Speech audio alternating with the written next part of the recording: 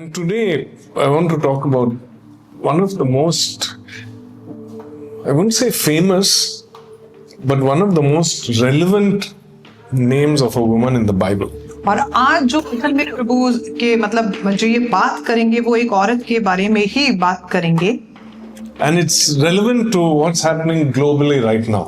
और ये जो लेडी के बारे में या स्त्री के बारे में बात करेंगे जो आज दुनिया में हो रहा है ना, उससे ये लेडी जुड़ी हुई है, ये बात उससे जुड़ी हुई है. Any guess?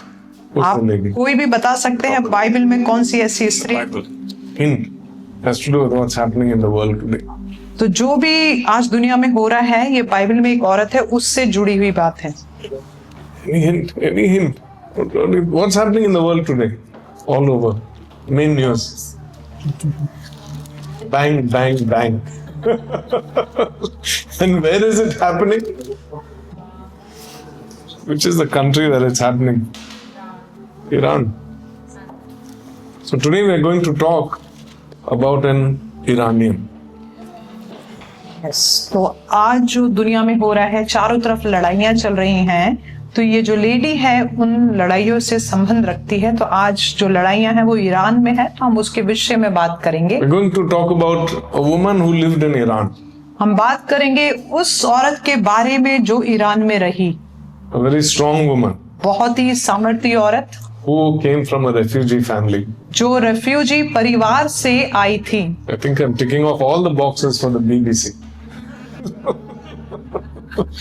An Iranian woman who was a refugee. तो वो जो लेडी थी वो स्त्री थी, वो ईरान में रहती थी और वो रेफ्यूज परिवार से थी. And she was an orphan. और वो अनाथ थी.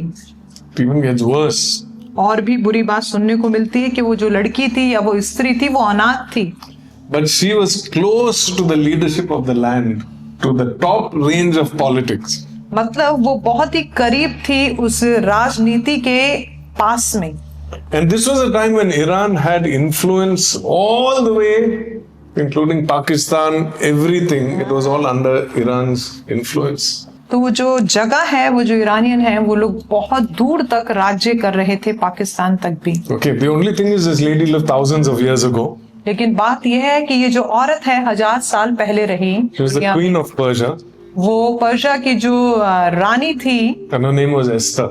और उसका नाम था Esther. Okay. She was a refugee, a Jewish refugee. वो यहूदी थी, वो यहूदी रेफ्यूजी थी. A time when Jews used to live in that country.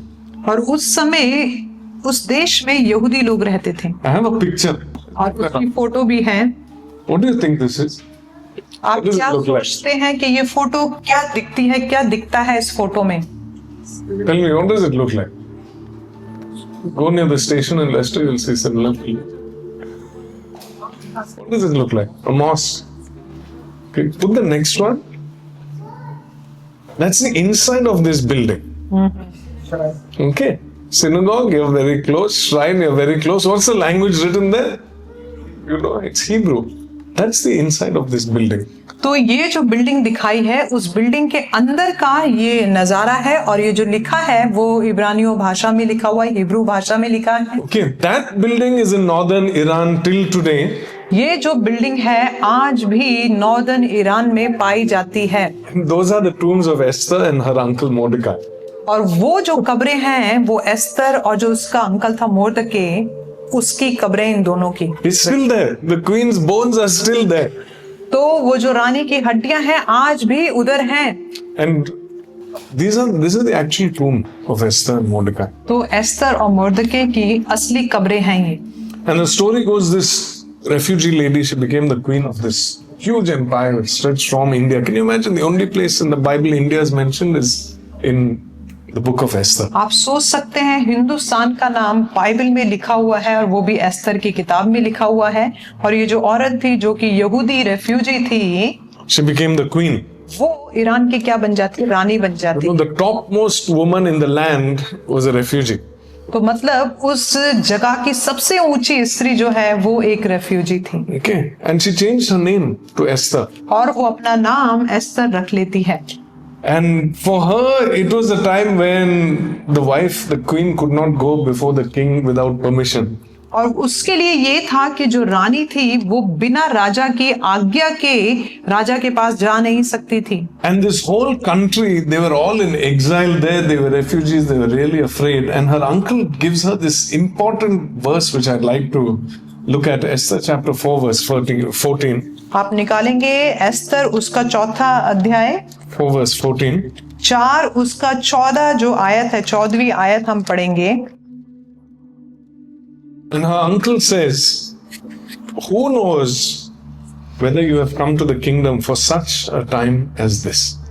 और 14 आयत में एस्तर का अंकल उससे कहता है, क्योंकि जो तू इस समय चुपचाप रहे तो और किसी न किसी उपाय से यहूदियों का छुटकारा और उद्धार हो जाएगा।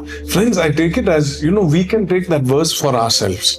और अगर हम देखें ये जो आयत है हम अपने ऊपर इसको लागू कर सकते हैं। Who knows whether we have come to this kingdom, the United Kingdom, for such a time as this?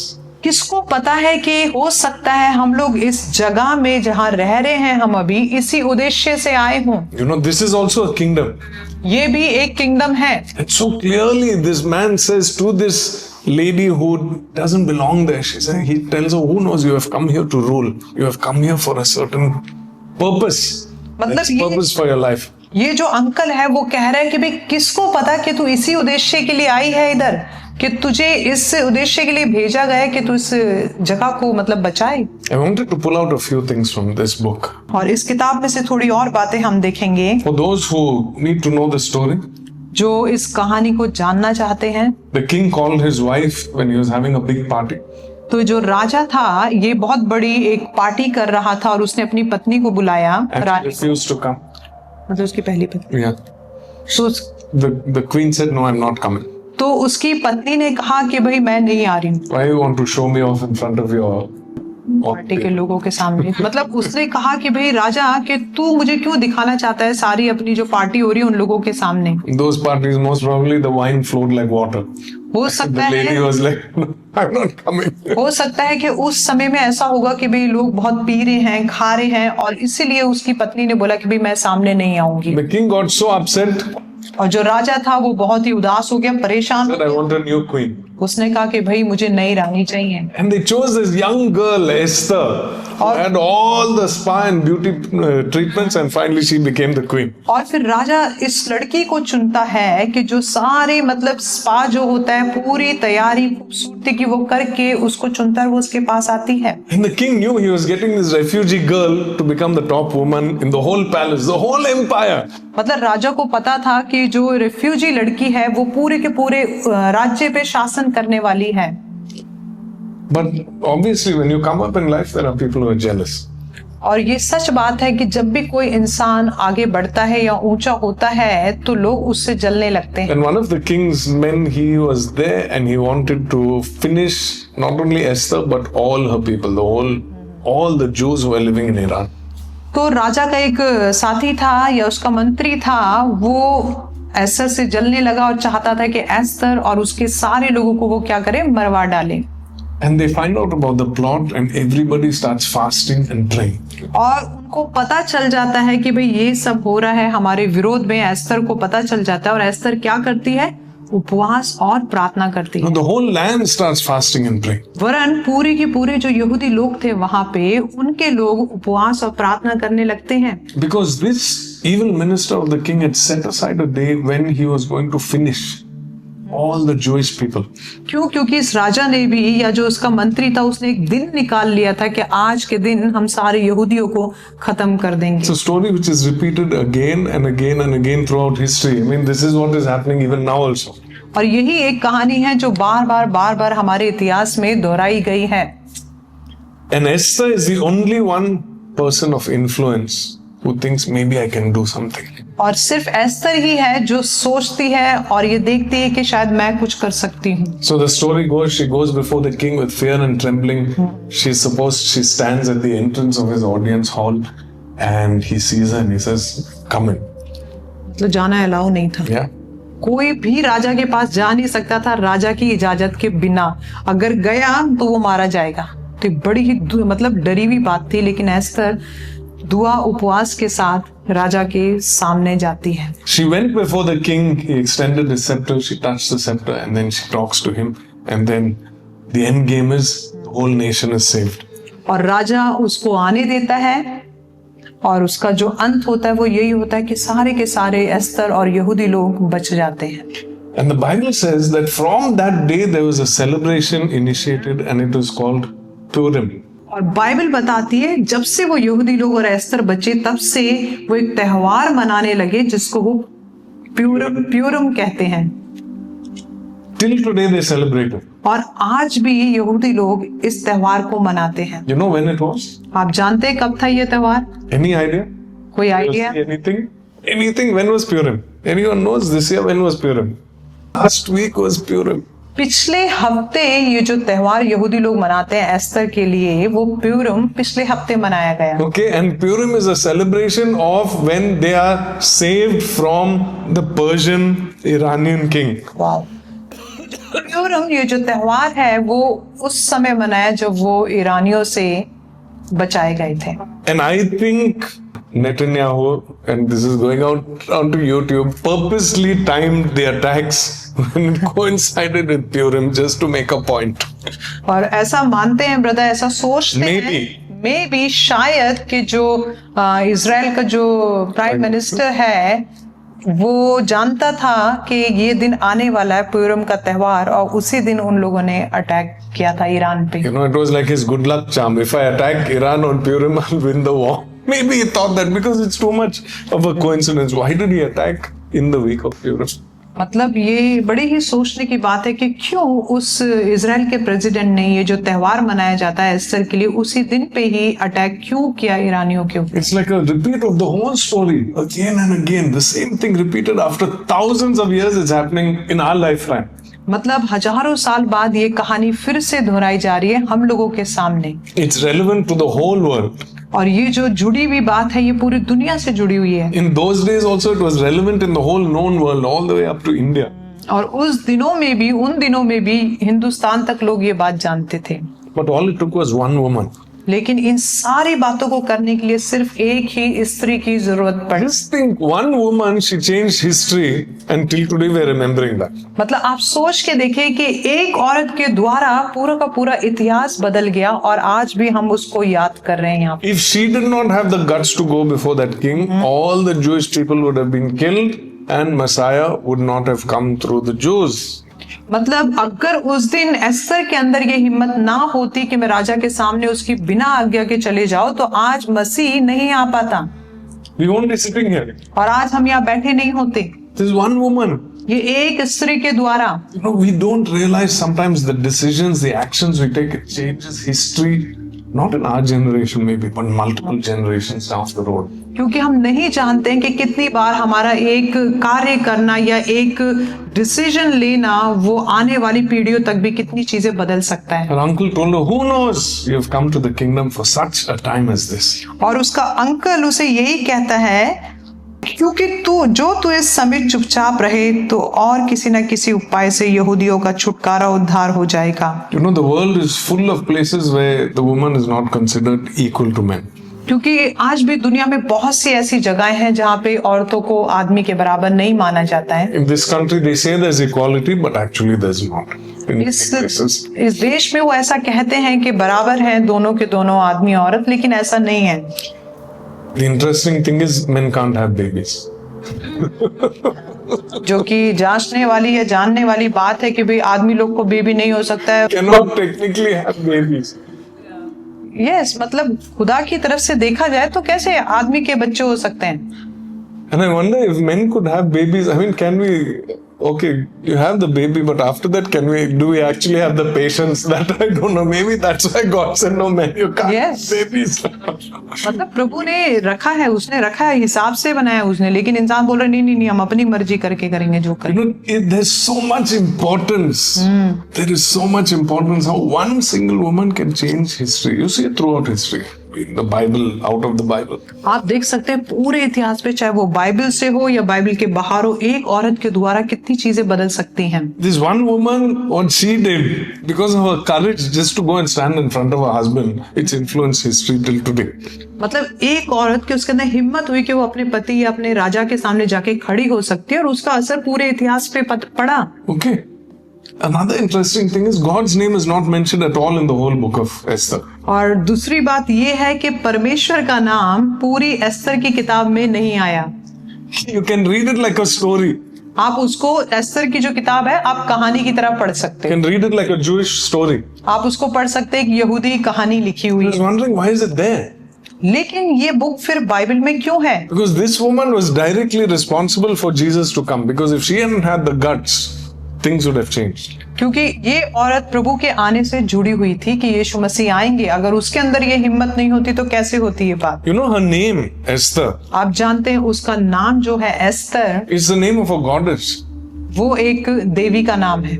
It's not the name, it's not a good Jewish name or a Christian name or anything like that. ऐसा कुछ नहीं है कि भाई वो कोई यहूदी नाम था या कोई क्रिश्चियन नाम था, ऐसा नहीं है। It is equal to Durga or Diana or something like that. That is Esther's name. तो एस्तर जो नाम है वो ऐसे है जैसे कि कोई, मतलब वो है ही देवी का नाम एस्तर, चाहे फिर वो आप दुर्गा भी रख लो या डयाना रख लीजिए। You know, but the point is God used that woman regardless of her name.